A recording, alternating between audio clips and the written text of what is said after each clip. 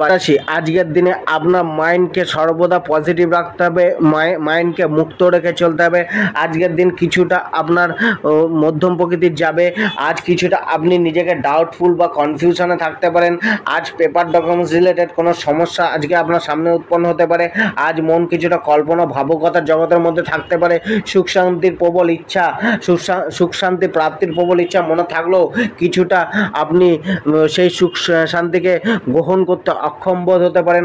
কিছুটা ঠিক অবস্থা কিছুটা আজকে আপনাকে ডিস্টার্ব করতে পারে, অর্থাৎ অর্থের কিছুটা সমস্যা আজকে চলতে পারে। কোনো বড় খরচা আপনার সামনে চলে আসতে পারে।